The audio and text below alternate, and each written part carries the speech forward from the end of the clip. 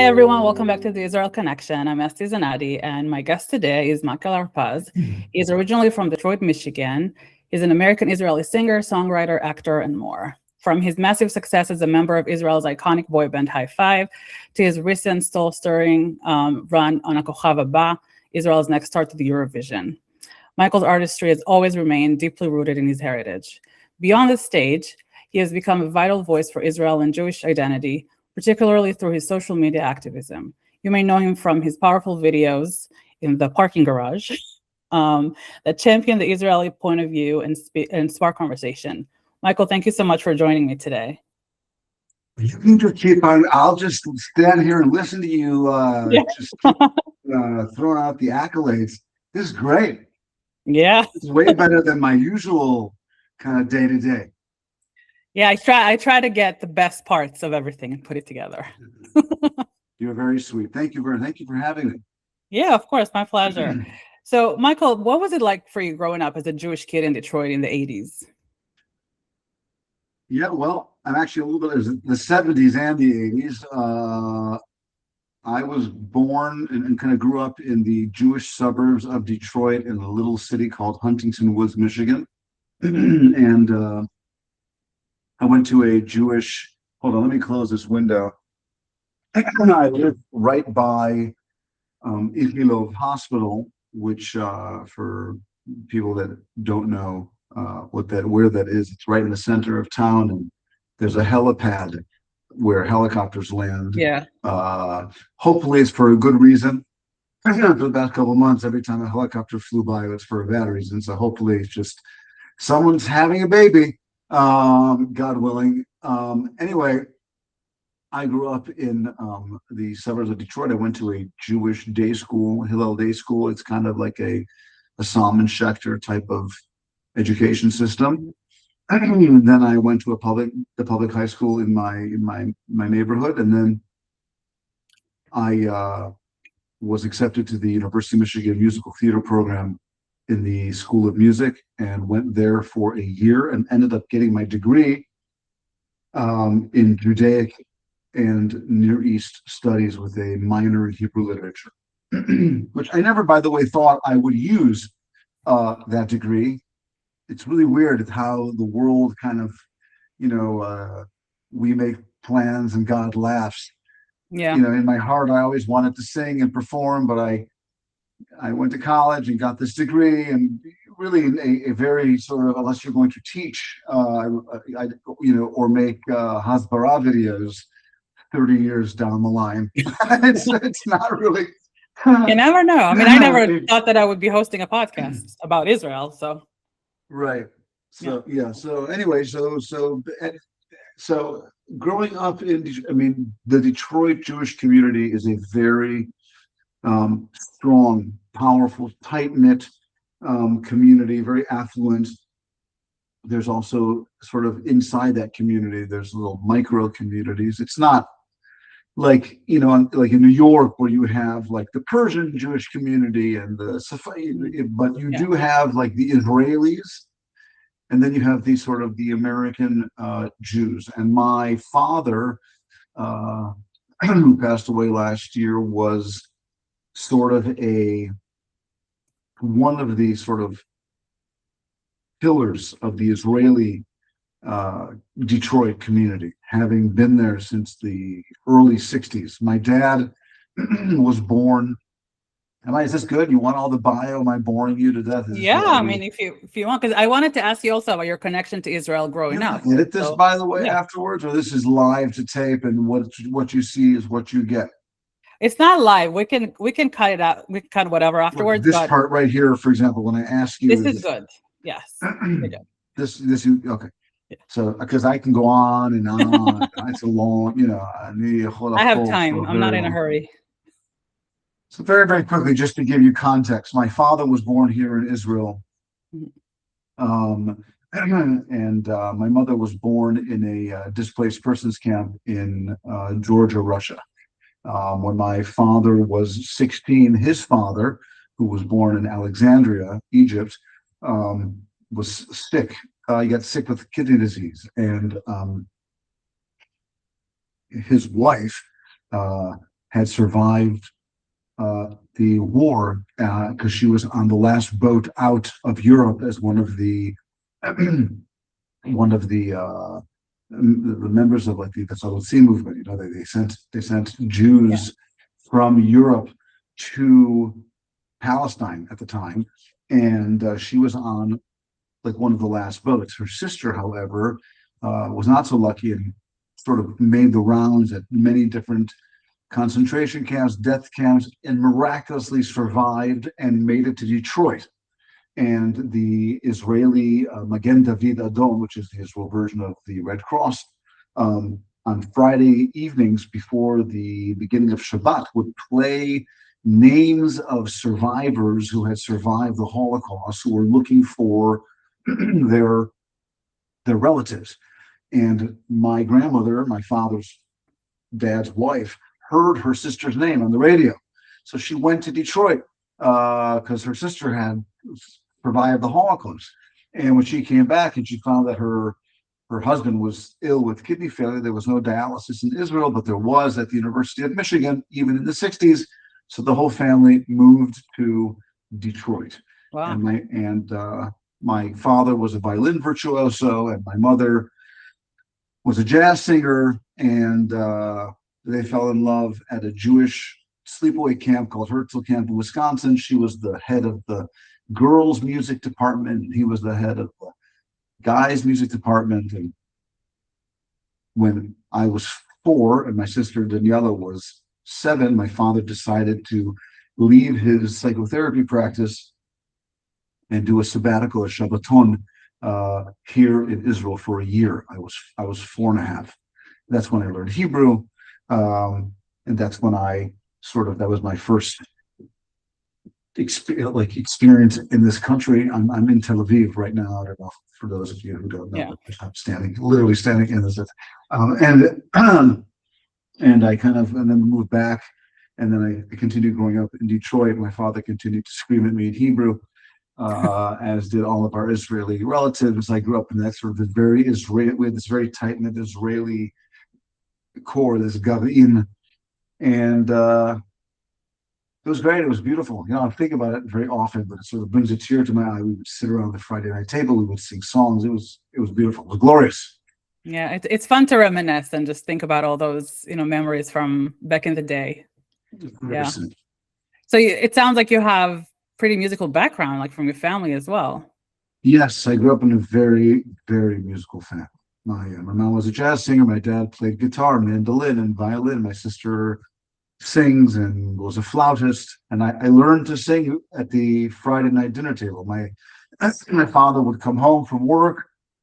My mom would have prepared a feast for all of us. We had this rule that my father was very old school, he was very like tough love, lots of love, but tough love regardless. Anyway, we had to wear ties, like suit and tie to dinner. But after dinner was over, before dessert, he would pull out the guitar and we would sing around the table. Ah, that's fun. Yeah. So when was the latest, not the latest one, like the move you made to Israel before joining High Five? That was later on in your life, right? Right. So I've done a couple different tours of duty here. I had a bar mitzvah here, and when I was 16, I did a summer here. I volunteered on a kibbutz in Ramat HaShofet. I lived here for a summer, and then I did a semester at Tel Aviv University my junior year, and then I moved to Israel. I was here in the 90s. I was in this little band for a couple of years. We had a pretty decent run. And then I left the band, and then I came back here this last time has been since 2006. That's when I couldn't live without my now wife. And so I moved back to Israel to be with her, and Kach Giburim Naflu, as they say. That's it. You fall in love, and that is it. Thus heroes have fallen. Anyway, yeah. Yes. It's worth it. I'm not complaining. Just for the record. Look, after all these years, If she's listening, not complaining. So what was it like for you, like the first experience of like how did you even find out about HiFive? And I know there were auditions, right? And somebody put you guys together. So when I graduated University of Michigan with this degree in Hebrew literature, and the Near East and Judaic studies, I tried to work for my uncle in his energy management company, but deep, deep, deep inside me, I always knew that I was going to marry an Israeli and that I was going to, excuse me, not in that order, well, maybe in that order, but regardless, to marry an Israeli woman and perform. I couldn't fight it. My dad used to say to me, I don't care what you do, just be the best at it that you can do. So if you want to be a chef, don't work at McDonald's. Not that there's anything wrong with McDonald's, love McDonald's, but go to France, learn how to. So if you want to sing, don't busk on the street, which I did for many, many years, by the way. But try and excel. So I couldn't fight it, and I did exactly that. I left Detroit. I got on a train with my guitar, went to New York, very Simon and Garfunkel style. Played my guitar the whole train ride there. Got the whole train singing. Just I haven't thought of these memories in so long. It triggers all kinds of. Anyway, I slept on my friends' couches, and then made it to my closest friend, Alan. He let me just live with him, basically, rent free. And one day after I was done kind of busking, I was invited to a screening of an Israeli film called Shirat Sirena, Siren Song. That was a great movie. So it won the Israel Film Prize, and they were screening it in New York City. And a certain female that I was talking to invited me to this screening, and so we went, and the director Eitan was there with his partner Gal Lachovsky, who I think was producer on the film as well. Anyway, they met me, they liked my whole Hebrew English thing, and then they looked at me and they said something like, you would be perfect to play this American guy that moves to Israel in this new project that we're developing called Florentine, which Florentine was like Israel's version of Melrose, became Israel's version of like Melrose Place or something of that nature. This very legendary, cultish type of show in the 90s. So I shaved my head, got on a plane, and moved to Israel to go be in this TV show. And while I was with Eitan in a cafe on Shankin Street, it's such a cliche. We were going over the script. He was talking to me about the show, and he showed me an ad in the newspaper for a like in the classifieds. It's so. Oh my God, it's so 90s, yeah. Right, a classified ad. They're looking for guys aged, after the army to like 25 who can sing and dance and have a certain look. And please call this. And then the name was Kipton. I was like, what is Kipton? And he's like, it's this guy. His name is Moshe Kipton, but everybody calls him Kipton. Kipton, by the way, later on became, he is now the director of the National Theater in Israel. He directed the Eurovision when it came here. He's a very, very one of the top Israeli entertainment people in the industry and just in general. So he was this, at the time, working for the production, in charge of the auditions for this boy band, which Eitan turned me on to, and I went and I auditioned for the group, and it was a long audition process. They auditioned about 100,000 people. Back then was a lot of people, and that's a lot. And the rest is history. Yes. And someone who grew up, I was like a teenager in the 90s, so I was all about the boy bands at the time. I was mostly Backstreet Boys fan, but at the time it was like, what, they're doing an Israeli boy band? That was exactly right. They copied it, but exactly copy paste. That was the idea. Yeah, but mind you, like I know I told you earlier, my sister was a huge fan of HiFive, and I was all about Backstreet Boys, so we had our little rivalry at home. But it was fun. And to this day, I still have my few favorite high five songs that are in my playlist. That's awesome. Yeah, we do have. I mean, what's nice to say. I mean, what's interesting, like the Backstreet Boys, they have a couple more than a couple. I don't want to offend you, but I mean, there are a handful of international global hits that everybody knows. For example, I Want It That Way, right? Yeah. So like everybody knows that song. It's crossed generations. It's still being, so in Israel, our band, we had really good music. The Shai Lahav, who was the sort of the band's big brother and in charge of the musical vision of the group, he was half of Hamofar and the Voce Dr. Casper's Rabbit Show, which is kind of like Israel's version of like Nirvana or something back in the day. Nirvana on legendary. Speed, I don't know, something. Right, Nirvana, Foo Fighters, something like he's like Dave Grohl type of thing. He's one half of this very, very successful rock group, and they bring him to do this bubblegum pop group. And he wrote some really good music, and some of the guys in the group that also he allowed us to be, to partner with him and write some songs that, I mean, there are 5-6 songs that are played on the radio here every single day. Our most successful song, I mean, and I'm not saying it's nothing to do with me, for your listeners. I don't want to sound like some aloof. I'm just trying to explain culturally, because it's the band. This happened a long time ago, but certain things happen sort of over the course of the past 30 years or so, which kind of moved the band into an even higher legend cultish sort of level, where like one song that we have is a song that won a festival, like a children's music festival. Oh in the 90s, and they teach it in kindergarten. It's like it's the sound of the school bell when they play, a school bell when it's recess. Like you hear that's the song playing on the bell, or it's used in. There's a common sort of cultural thing here to make like these funny videos, like at weddings or at the end of army, like big army drills. They make these like end of course videos, and they use that song all the time. So, these are. It's not, it's at that level. So it's an honor to be a part of something of that.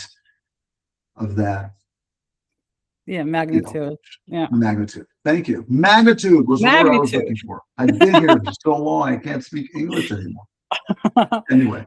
Yeah. I mean, it's fun. I just want to say, because I hear myself speaking, and I must sound like the most pompous ass.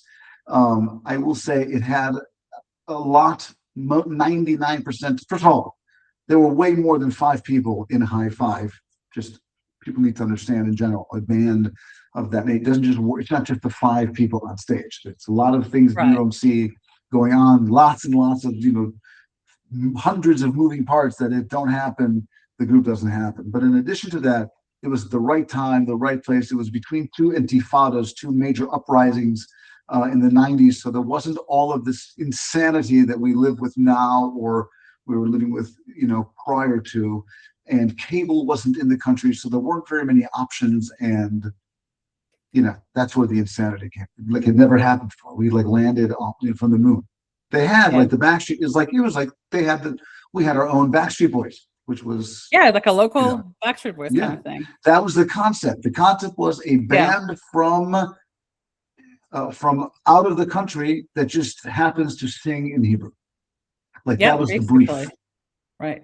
And I feel like at the time, like looking at all of you guys, even in terms of like the looks of everybody, they kind of tried to emulate, American boy bands in a way, or like, the sensitive one and this and that. Exactly. That's how they auditioned us. They broke us down. I was the American. We had like the strong guy. We had the pretty boy. We had the cute guy. We had the like academic sort of intense. Yeah. Everyone had like the idea was that you could bring us into a room and one of us would appeal to everyone.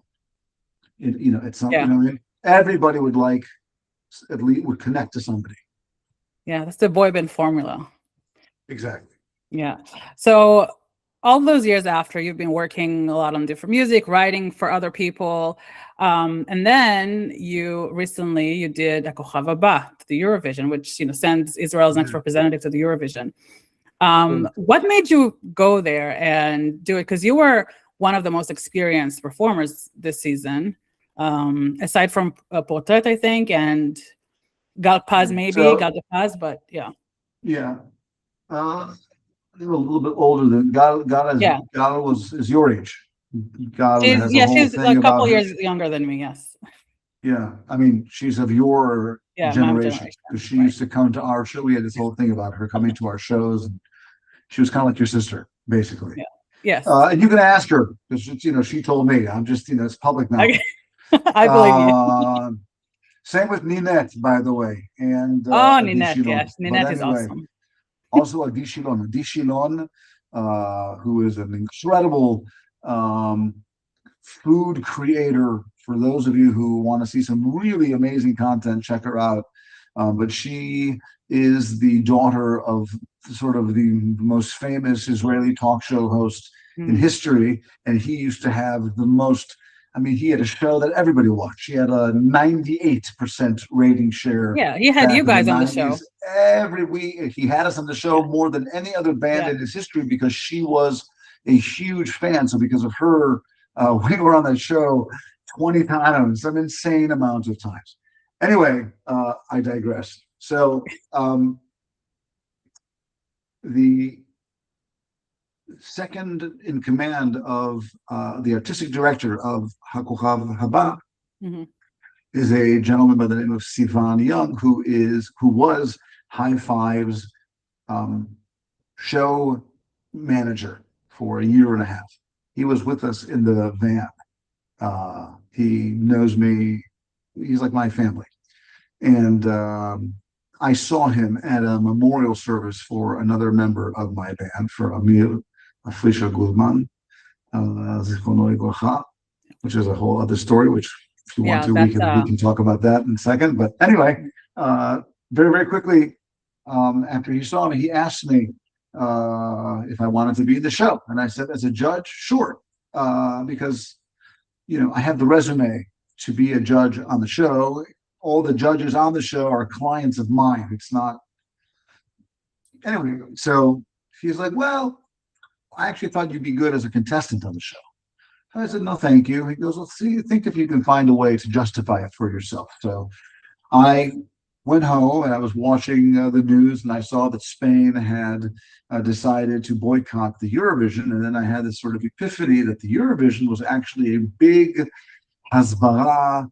Hasbara, by the way, is advocacy for Israel. Yeah. A big hasbara moment. So I called Sivan and I said, if you let me sort of run on the platform of I'm doing it for hasbara, then I will do your show. Because oftentimes these shows, the contestants who are, mostly, very talented, but they often have these sort of stories that go along with them, very heart-wrenching stories. Someone is disabled, or, God forbid, or someone, the family was affected directly by the war here, in hostage, all kinds of, things that make incredible television, of which I have none, and I didn't want to be this guy, like this boy band refugee. Here's my new single, and here's my new this, and here's my QR code, and that's not my agenda. And thank God, with food, I don't need that. And the Eurovision really is a hasbara moment, and I am heavy into hasbara, which we can talk about also if you want. Yes. And have been since October 7th. So they were like, that's weird. Okay, sure, okay, fine. And every time I got on stage, I sort of talked about hasbara because I really wanted to. I said even on camera that I don't care about winning the show. I just want to talk to the Swedish anti-Semite reporter who's going to ask Noam now, how many Palestinian babies he killed when he was in the Golani Brigade or something. You know what I mean? Murdered, excuse me. And you need to have an answer for that type of thing. It's the Israel hasbara quotient of the Eurovision is way more important in my eyes than the song, because everybody can sing, and Israel always that's debatable, crushes it. But I'm saying Israel always crushes it, in this regard. It's right. No one's going to ask the delegation from Malta about the genocide in Gaza. No one's going to interview the singer from Azerbaijan about how he felt when he murdered little Palestinian baby. All this nonsense and lies and whatever it is. So that's why I did it, and I had a lot of fun because I got to sing too, which lots of people, because I was in this boy band, which I again loved being in. You often don't get to sort of showcase your sort of solo abilities, as it were, and I got to, which was great. Yeah, and I can tell you on a personal note, I thought you were my top two. It was you and Noam. Thank you. I'm glad one of you won, but I thought that you would be perfect for the whole thing that you talked about, the hasbara and all that stuff. Also, seeing you sing by yourself was very enlightening. It was beautiful. I loved the first audition that you had and everything afterwards. It was beautiful to see you and just to hear your voice, because yeah, and honestly, because with the songs that High Five released, we didn't hear you much. It was mostly a couple other guys, so it was great to hear you as yourself. Yeah, I mean, I sang a lot of the songs in High Five, but again, it's all ensemble type of thing. Yeah, it's all he sings one line, you sing one line, this guy sings one line. This, it's certainly not like that. Yeah. So I'm glad that you went on that show, because I think so am I. I know. So what was your takeaway from that after all that experience? We had a great time. I was honored to be a part of it. I think Noam, totally has all of the qualities that one requires to represent our country with pride and respect and dignity and all the musicality and musicianship and talent. He's the total package, and he totally deserves to. And the song is great, and Sheba Tzlacha, and I'll talk to you. I'm just kidding. Yeah. I hope it goes far. If we win, that's gonna be not just for the winning part. I think to make people angry. I want us to make them angry, because if we win, I mean, it means a lot. Again, for the listeners who aren't sort of intimately familiar with the ins and outs of the Eurovision Song Contest, but basically, it's like the Song Olympics. Any country that is a member of the European Broadcasting Union can participate in this song contest. So it's like 50 countries. And the most important part is that the winner of the song contest, their country hosts that contest the following year. So for any country, but certainly for a country like Israel to be the host of the Eurovision, economically and socially and politically, it is a tremendous opportunity. The last time we did it, I mean, 2 million people visited this country in a period of 5 weeks. It's such a big. It really is like the Olympics. They do new signage on streets, and they renovate national parks, and the infrastructure that is permanent. It's a tremendous opportunity for anybody who wins and a great honor. Yeah, I'm curious to know what would happen if we actually won this year and we have to host it. What would happen? We'd have a great time. Everyone would come and have an amazing time, and it would be safe, and all of the LGBTQ plus whatever other letters there are. I don't know what the current thing, but all of the community at large could come and freely enjoy themselves in the only country in this entire region where someone of that community could Yeah. freely live and express themselves, just like there was last time. Because this is, and I say this as an honorary member of the gay community, since I was in a boy band, which is one of the gayest things in the world. And this is Tel Aviv is one of the gayest cities on earth. I'm the voice, the English voice of gay pride. So, I am professionally qualified to have this conversation and tell you that this is, and beautifully so, one of the gayest cities on earth. And the Eurovision sort of is very much a part of that whole culture. And that happening is that is hasbara in and of itself. You know what I'm saying? Yes. You wouldn't have to do anything. You just have to come and see it, which it's happened here before, but I mean, like now it's a whole different thing. Yeah. And we want people to go and see it. We've been telling people, go and see for yourself. Of course. I would, everybody that has these skewed, misinformed ideas about this country needs to come and see this country. Yeah. I always joke about the fact that this being the apartheid Zionist state with everything, like we have separate roads. We have roads that go north and we have roads that go south. We have separate bathrooms. We have bathrooms for women and bathrooms for men. Anyway. Yeah. So speaking of all that stuff, come to Israel. Come see the apartheid. Please come help me find it. This is an open call to anyone.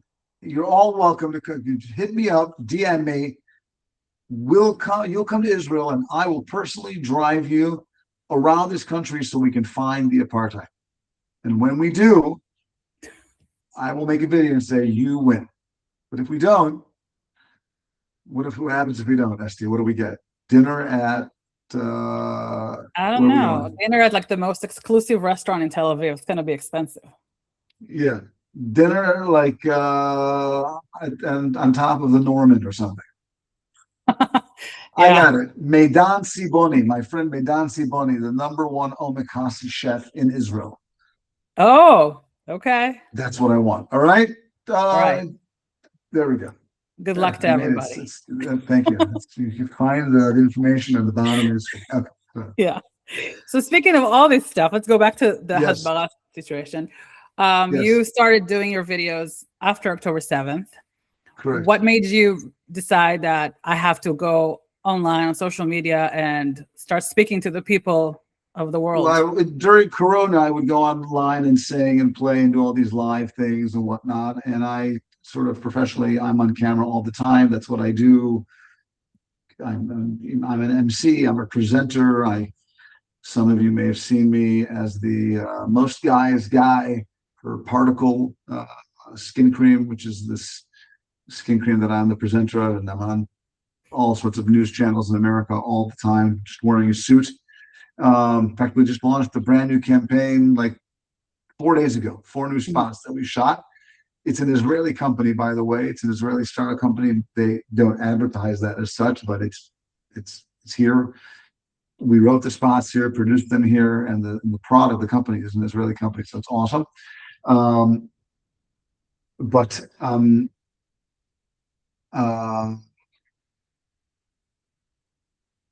It was such a confusing, scary thing that was going on. And I just felt the need to sort of report live what was going on because people were texting me like, what's going on? So I started to do that. And then one evening, I'm very close friends with Selma Blair. She and I went to that day school awesome, together. Yeah, she and I grew up together. She also went to Hillel Day School with me in my grade. Her Hebrew name is Batsheva. Oh.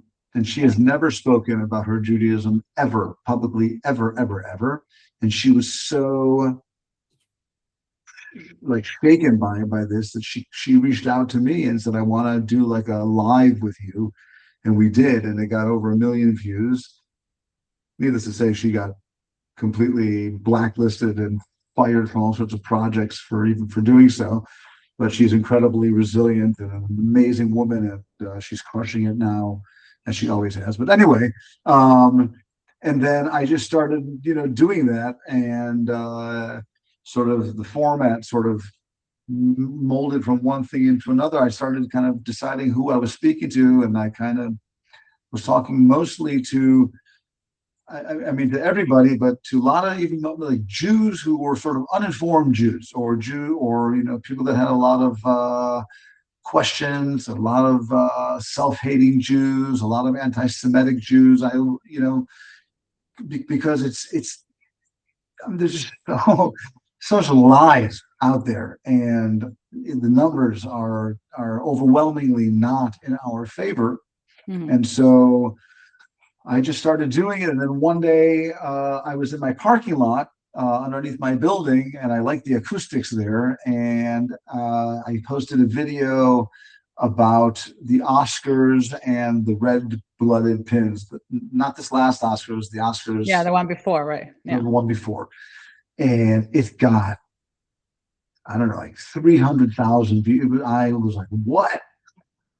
Oh, I quickly made another one. And unfortunately, because we were in the middle of this insane war with the hostages, and we were just in the beginning, the world just kept on giving me subjects to talk about, unfortunately. And I just kept on doing it. The reactions I got, the traction I got, kind of grew and grew and grew. And then I just felt sort of just a personal need to keep on doing it, because someone's got to do it. And I don't care about the algorithm. My philosophy is, if Hamas or the Iranian regime is proud enough to capture their disgusting acts on camera, then I sure as hell am going to speak about it. Even though, so for example, if someone is raped, I say rape. I don't say grape. If someone is murdered, yeah, I don't I say cannot unalived. I sometimes use every once in a while a little bit of off-color language, but only when I think it's absolutely necessary. And I think it is necessary. So TikTok sort of shadow bans me a lot, but Instagram doesn't. And I just keep on doing it when I find it's not paid for. No one's paying me. I have no angel investor. It's just me in my parking lot. It's you in the parking lot. Me in the parking lot. And you know what? I love those videos because you say everything you want to say in their faces, and you don't shy away from words and expressing yourself. And I share your videos all the time. It's like I feel like people need to hear these things, especially when you're talking about it being in Israel, and especially recently with the war that was going on, going to shelter and handling your kids, and through the whole thing. I think it's important. People need to hear about that, because people have no idea what's happening. Yeah, I find also that, like, Americans in general, people that don't live here are riveted to just hear about the experience. I have a show that I do called Michael HarPaz Songs and Stories from Tel Aviv, where I perform, not here, but like, in the United States or Canada, in English-speaking countries primarily, where I do like a 25-minute acoustic set where I sing, and then there's a montage of these videos that I make, and then we have like a town hall where people just want to ask, things you never think about, when you are living in a war, in an active war zone. Yeah. Which we are, by the way. Yeah. As of this taping, I just want to clarify, not to get into it too much, Esti, but I just want to clarify that there is a ceasefire in Tel Aviv. Okay, if you leave this area and you go north to the top of this country, it's quiet, but all things are still happening there. It's not a ceasefire the way you think it's a ceasefire. Right.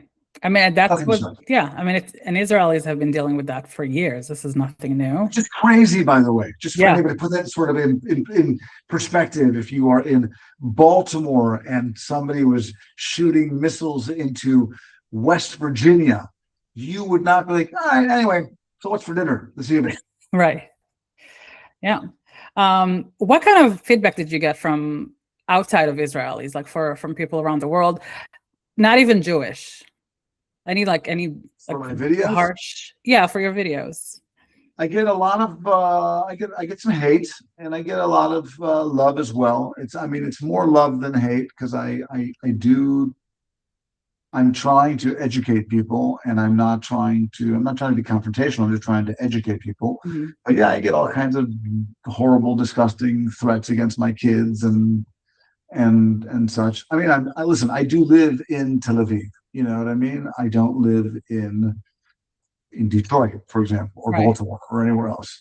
Um, I'm not sure if I would feel quite as free or safe to be as vocal as I am if I didn't live where I live, but I do live where I live. And so, because I have that, people are going to think I'm crazy. I have the luxury of living in Israel. Then I feel like I have the responsibility, at least, to explain to people what's going on. I can use that safety, at least, to be productive in some way, if that makes any sense.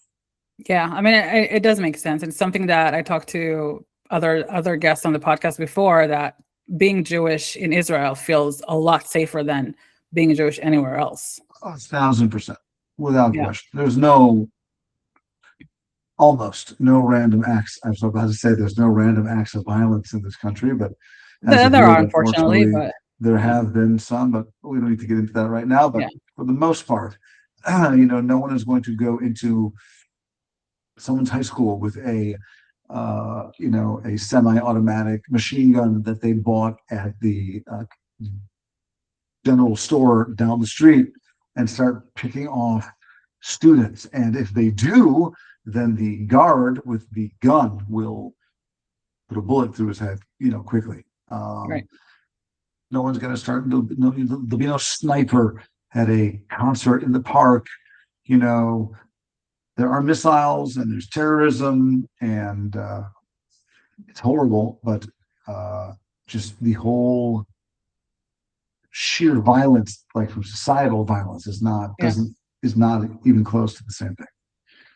Yeah, I mean, anti-Semitism. The fact that No you feel anti-Semitism. safer in Israel with the rockets and missiles and the war, everything going on, you feel safer there than in the US should tell a lot of 100%. people Especially if something. you have children, without Yeah. question.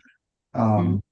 The whole adolescence experience in this country is way more tame than it is in the United States. Way less drugs and alcohol. I mean, it exists, but even the Yeah, there are kinds of other things, drugs but that the kids are doing and stuff, it's mostly some drinking and some cannabis, but no one's doing pills and all kinds of.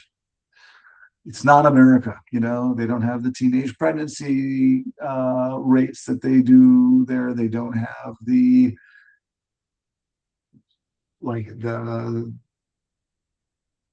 suicide rates. Again, I'm not saying it doesn't exist, but they don't. It's just not the same. It's a much more, in my opinion, a much better place to raise children in terms of quality of life as opposed to quantity.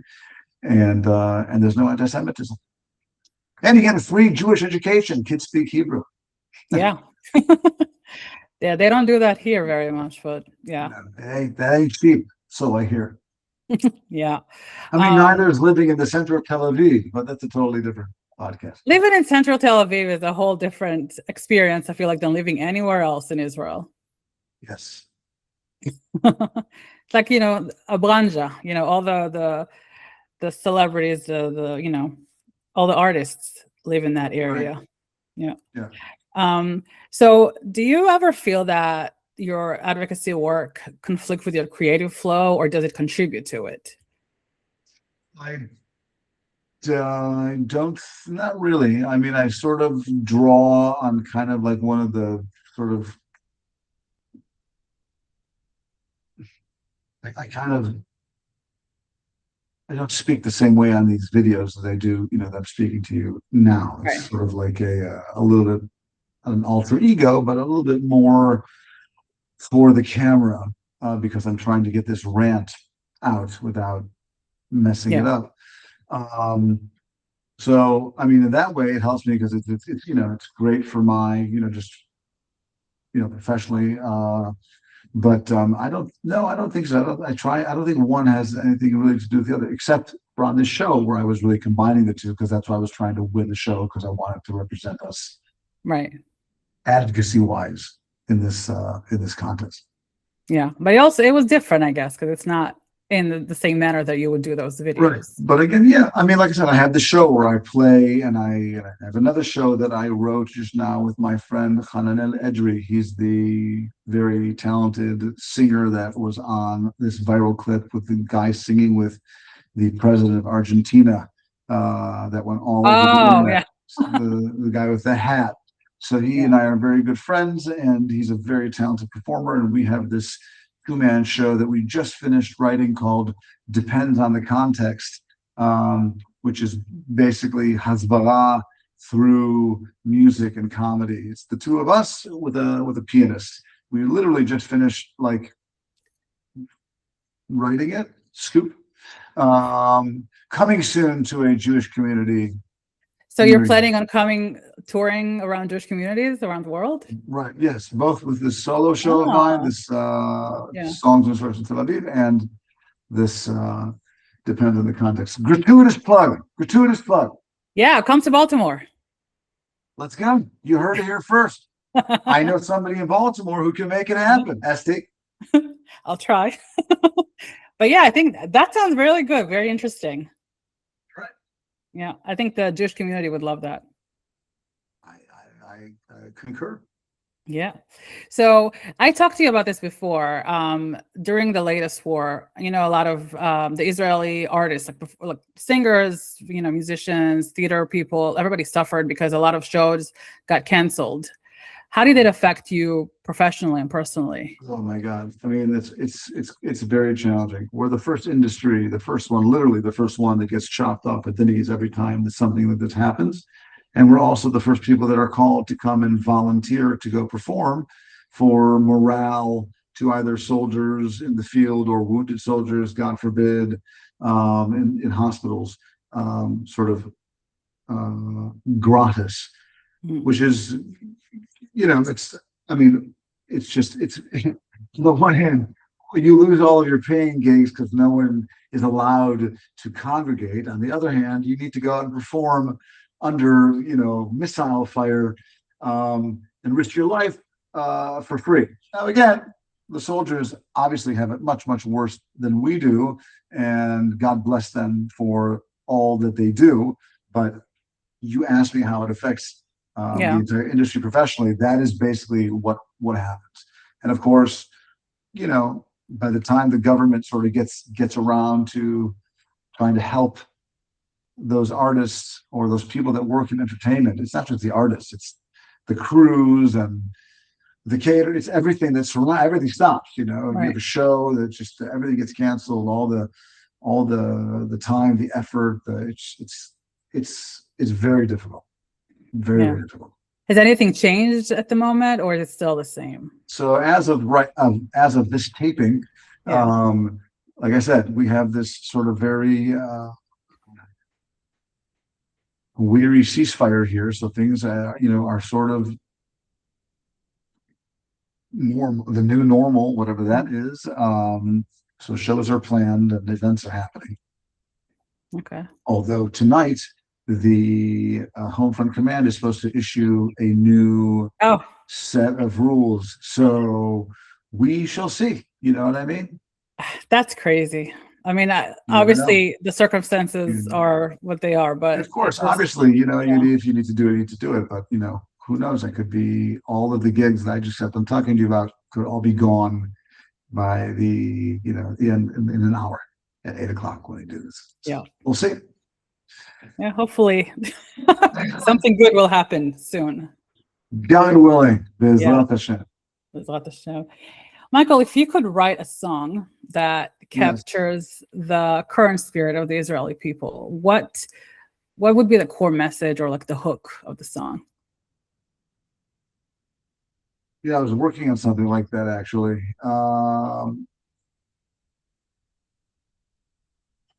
Well, interesting question. I had a couple different ideas, but I would probably say Amen would be the the hook, you know. Yeah. You have to be thankful. You really do. You need to be thankful for every day.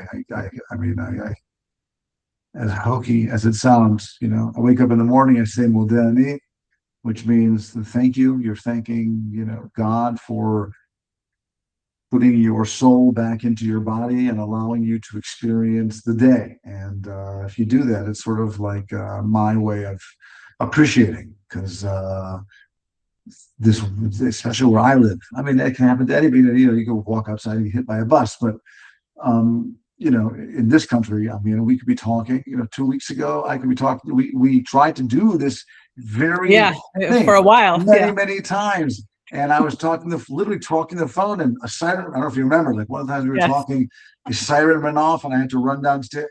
So that's the reality that I live in, you know? Yeah. It's a tough reality, but you know, we do what we can, right? 100%. Yeah. What advice would you give someone, like on other artists that want to speak out on social media but are maybe scared of the consequences? Well, only do something you feel comfortable doing, you know, especially if there are other people that it involves, you know, if you're a single person as opposed to, you know, your family and children, there's children involved. Mm-hmm. You have to be very careful. It's not a joke. There are crazy people out there. So you need to be able to just, you know, take that into consideration, because you're not talking about how to make the best, you know, chocolate souffle. But other than that, speak your heart, speak your truth. That's what I do. All right, simple as that. So I have last question. I think it's a little deeper than the other ones. I feel like when people reflect. Last question. Sorry. The last question. Yeah, almost done. When people reflect on your life's work for like 30 years from now, what kind of legacy do you hope to leave behind? And honestly, I really just I hope people just would think that I tried to do as best as I could do and give what I could give with the time that I was here, to be able to, you know, use with, you know, my humble position of wherever I happen to be in my life to spread goodness, I guess. Yeah. That's a good thing. All right. Well, if anybody's in Israel anytime soon, what do you have coming up? What kind of shows? Where? I have a show on June 18th at the Zappa Tel Aviv with this band called the 90s Show. It's a bunch of 90s Israeli 90s stars. Myself, Ron Rosenfeld from the band Portrait, Uri Banai is going to perform, and there's a special guest star, but I'm not allowed to tell you who that is, but he is a big Israeli rock star, also from the 90s. That's happening on June 18th. There is I'm emceeing a couple big national Israeli events that I don't even want to talk about on camera, because I don't want to. Yeah. I don't want to. Yeah, I've got all kinds of stuff in the pipeline, but you know, and I have this men's this particle skin cream campaign that I just launched, that's playing on across the United States on every major news network. So guys over 40, make sure you wear your sunscreen. You don't want to get melanoma. It's not fun. Definitely not. That's fun. it. You can see me on. I'm also on El Al. You can see me on if you fly El Al, you can see me on the El Al frequent flyer presenter. Are you bringing the Elton John shows back at some point? Lots of Elton John shows here in Israel, not performing in the States, because nobody wants to see me sing Elton John in America when you can see Elton John sing in America. But here, yeah, we do have a couple shows coming up. A lot of them were canceled because of the war. We still haven't rescheduled all of them, but I will definitely be posting as soon as I have dates. All right. So hopefully we're going to all have flights soon, because I'm trying to get to Israel also in the summer. And yeah, and then will everybody go see Michael? Please, you're all welcome. Yes. All right, Michael, thank you so much for being here. It's been such a Thank pleasure you so talking much. to you. Thank you. Thank you for being so patient and with my insane existence over here. It was totally worth it. Thank you. Toda rabba. And thank you all for Bye-bye. listening. Until next time.